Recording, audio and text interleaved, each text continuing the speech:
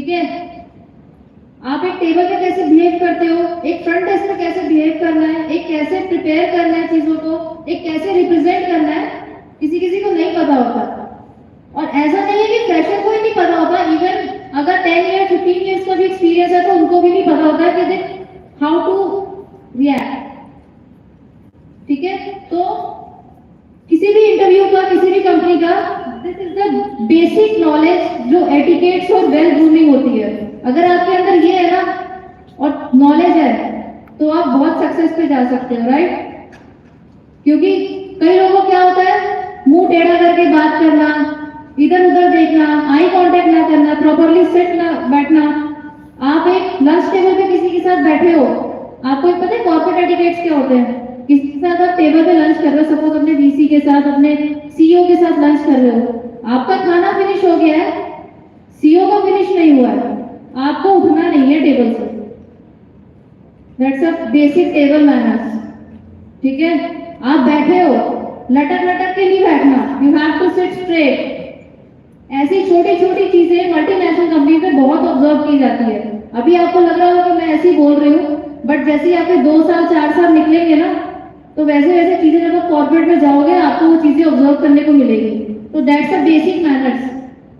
ठीक है, तो इस चीज का बहुत ध्यान रखना पड़ता है। एंड यस, रिज्यूमे, सबके रिज्यूमे रेडी है यहाँ पे?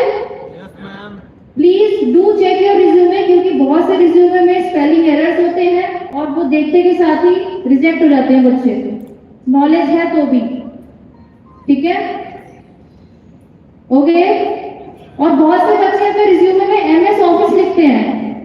Can anybody tell me MS Office के कितने पार्ट्स होते हैं? बच्चे एमएस ऑफिस तो लिख लेते हैं। MS Office is not limited to Word, PPT और एक्सेल। ठीक है, ये तो 3 हो गए। Microsoft Excel, Microsoft PowerPoint, Microsoft Outlook, Microsoft Word and Microsoft Office. Microsoft Office इसे पार्ट है वो में। और अगर वर्ड, एक्सेल, पावरपॉइंट, आउटलुक और can anybody tell me what is MS Groove? किसी को नहीं पता होगा, वो भी एक पार्ट होता है इसका। ठीक है, तो जो आता है प्लीज वही मेंशन करना। Okay, next.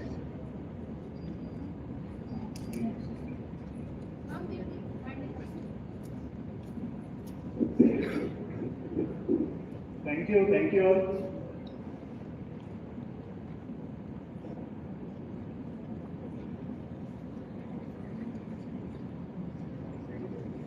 वन सेकेंड नाम, प्रोफेशनल इमेज। एक लास्ट छोटा सा जिस्ट देना मुझे इसका। What is professional image? आप कैसे कॉर्पोरेट में काम कर रहे हो, कैसे ड्रेसअप हो, how will react, on time work करते हो नहीं करते हो, ठीक है, बिफोर टाइम करते हो, किस तरीके से करते हो, स्मार्ट वर्क करते हो, हार्ड वर्क करते हो, आपकी इमेज उसी से बनती है। Then we have improve communication. जब तक आप किसी को लेके बात नहीं करोगे अपने सीनियर से, अपने कलीग से, आपका काम पॉसिबल नहीं होगा। ये सोचो कि हाँ भाई मैं कर लूं, तो वो बहुत कम केस में चीजें होती है। यहाँ लगता है मैं किसी से नहीं पूछूंगा, वो ईगो नहीं आनी चाहिए कॉर्पोरेट लाइफ में। ठीक है, then we have positive impression. किसी से कोई भी अगर चीज बुरी लगती है ना कॉर्पोरेट में, तो लड़ाई झगड़ा मत करना, एक पॉजिटिव वे में just have a conversation with them कि क्या प्रॉब्लम है, क्या चीज है। एक बार इमेज खराब हो गई तो वो लाइफ टाइम इमेज खराब रहती है। ठीक है, क्योंकि आपका एक स्कोर कार्ड मिलता है आपको। Then we have self confidence. जैसे मैंने यहाँ पे बोला, किसी चीज से घबराना नहीं है। सेल्फ कॉन्फिडेंस होगा तभी कुछ क्रैक कर पाओगे। नॉलेज नहीं आती कोई बात नहीं, थोड़ा डायरेक्ट बोल दो, नेक्स्ट टाइम बता दो। सेल्फ कॉन्फिडेंस बहुत जरूरी है चीज में। ऐसे नहीं कि यार मैं कर ही नहीं सकता, मैं करूंगा ही नहीं, ऐसा कभी मत करना। Then we have health benefits. Health benefits बहुत सारे एम्प्लॉयज क्या करते हैं, नजर फायदा उठाते हैं कि हाँ हम बीमार पड़ गए, फेक मेडिकल को बनवा लिया और ठीक है छुट्टी लेके बैठ गए, तो इससे आप ही लोगों का नुकसान होता है।